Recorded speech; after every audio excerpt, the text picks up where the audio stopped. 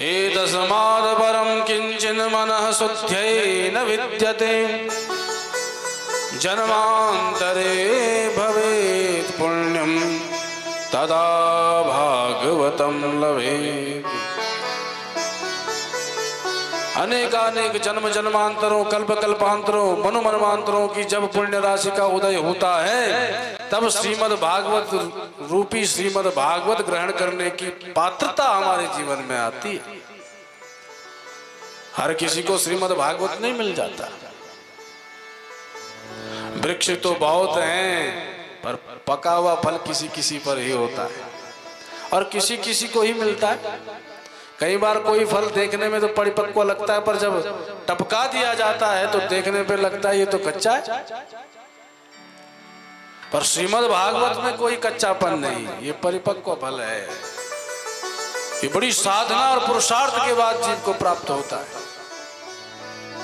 श्रीमद् भागवत की क्या महिमा बताएं ऋषियों आपको। एक दृष्टांत ही देते हैं। जब सुखदेव महाप्रभु सुख तीर्थ में विराजमान हो गए महाराज परीक्षित के कल्याणार्थ उनकी सदगति हेतु तो जैसे ही श्रीमद् भागवत का उद्घोष किया, बोलो श्रीमद् भागवत महापुराण की जय हो। इतने में समस्त देवी देवता हस्त में अमृत का कुंभ लेकर के प्रकट हो गए। परीक्षिते कथा वक्तुम सभायां संस्थिते सुखे सुधा कुंभं गृहीत्वैव देवास्तत्र समागमन। हाथ में अमृत कुंभ लेकर के देवता प्रकट हुए तो सुखदेव महाप्रभु बोले भैया ये आज कैसे आना हुआ।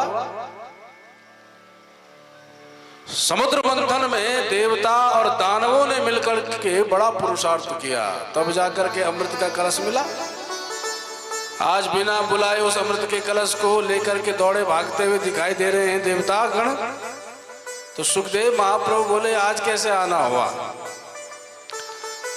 तो देवताओं ने कहा महाराज परीक्षित मरने वाले हैं, आप अमृत इनको पिला दो तो ये मरेंगे नहीं। अच्छा और आप क्या चाहते हो। बोले हम ये चाहते हैं जो कथामृत आप परीक्षित को पान करा रहे हैं वो आप एकमात्र हमको कराएं, किसी अन्य को श्रीमद् भागवत की कथा श्रवण न कराएं। बोले क्यों। बोले अगर श्रीमद् भागवत की कथा श्रवण कर दी तो बैकुंठ को प्राप्त हो जाएंगे, अथवा कुछ न्यूनता रही तो स्वर्गादि लोकों में आएंगे। तो देवराज इंद्र को तो एक ही खतरा है कहीं स्वर्गादि लोकों में आधिपत्य जीव न कर ले। इसलिए बोले श्रीमद् भागवत की कथा हमें ही श्रवण कराओ। जब ये कहा तो परीक्षित महाराज के सामने ही सुखदेव जी ने डांट दिया देवताओं को। क्व सुधा क्व कथा लोके क्व काच क्व मणिर्महान ब्रह्मरातो विचार्येव तदा देवान् जहास। देवताओं को डांट दिया, हे देवताओं भाग जाओ, तुम कथा के अधिकारी नहीं हो क्योंकि तुम विनिमय करने आए हो और विनिमय तो बराबर की वस्तुओं में होता है। कहाँ श्रीमद् भागवत की कथा और कहाँ तुम्हारा अमृत। अरे कांच पकड़ा करके मणि लेना चाहते हो। तुम्हारा अमृत तो कांच के समान किंतु मेरा श्रीमद् भागवत मणि के समान प्रदीप्तमान है, इसलिए इसमें कोई विनिमय नहीं हो सकता। भैया आपको 310 रुपए तब मिलेंगे जब 10 किलो का आटा थमाओगे दुकानदार को, अथवा दुकानदार 10 किलो आटा तब देगा जब आप 310 रुपए दोगे या 290 जितना होगा भी 10 किलो आता हो। बराबर की वस्तु होनी चाहिए। अब कोई 1 रुपए लेकर के चला जाए बोले 10 किलो आटा दे दो तो क्या दुकानदार देगा। वो तो पत्थर मारेगा सर पे, अरे भाग जाए यहां से। तो विनिमय बराबर की वस्तु में होता है। देवराज तुम कथा के अधिकारी नहीं हो, भाग जाओ। अब देवराज सीधा अपनी पलटन के साथ पहुंच गए ब्रह्मलोक में। त्राहिमाम परम पिता। ब्रह्मा जी बोले क्या हो गया। बोले हमको तो भगा दिया, हमें कथा का दान नहीं दिया। ये बात बताओ महाराज, इस कथा का क्या चमत्कार है, क्या महिमा है श्रीमद् भागवत की? ब्रह्मा जी बोले महिमा तो हम भी नहीं बता सकते। अब श्रीमद् भागवत की कथा सुना रहे हैं, सुखदेव जी सुन रहे हैं, परीक्षित महाराज 7 दिनों बाद देखते हैं क्या परिणाम होता है। महाराज जो ही 7 दिवसों के बाद तक्षक नाग आया महाराज परीक्षित को डसने, उससे पहले ही परीक्षित महाराज भगवान के परम धाम को प्रशस्त हो गए, दिव्य विमान में आरूढ़ होकर के। बोलो भक्तवत्सल भगवान की। सारे ब्रह्मा जी की सभा में खलबली मच गई। ये भागवत में ऐसा क्या चमत्कार है कि बड़े बड़े कमलात्मा बिमलात्मा संत सन्यासी तपस्वी मंत्रवेत्ता महापुरुष निरंतर ध्यान आदि के द्वारा परमात्मा को प्राप्त करने का प्रयास मात्र करते हैं, फिर भी भगवान की एक झलक नहीं मिलती। अनेक जन्म लगा देते हैं प्रभु के दर्शनों हेतु, फिर भी प्रभु का साक्षात्कार नहीं होता।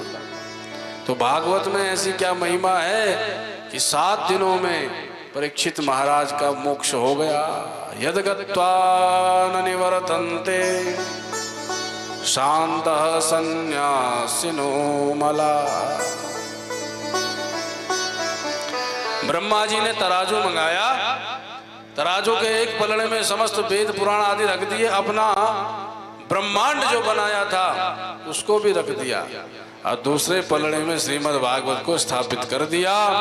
जैसे ही श्रीमद् भागवत संहिता दूसरे पलड़े में रखी, चमत्कार हो गया। क्या कि लघुन्यन्यानि जातानि गौरवेण इदं महत् तदा ऋषिगणा सर्वे विस्मयं परमं ययो। श्रीमद् भागवत रूपी पलड़ा धरा का धरा रह गया, बाकी सारा ब्रह्मांड का पलड़ा उठ गया। श्रीमद् भागवत की संहिता नहीं होती। ब्रह्मा जी समझ गए श्रीमद् भागवत कोई साधारण संहिता नहीं है, कोई ग्रंथ नहीं है, कोई पुस्तक नहीं है, साक्षात हमारे श्री राधा कृष्ण की प्रत्यक्ष वांग्मयी प्रतिमूर्ति है। बोलो राधा कृष्ण भगवान की। मेनिदे भगवद रूपम शास्त्रम भागवतम कलौ पठना श्रवणा सत्यो वैकुंठ फलदायकम।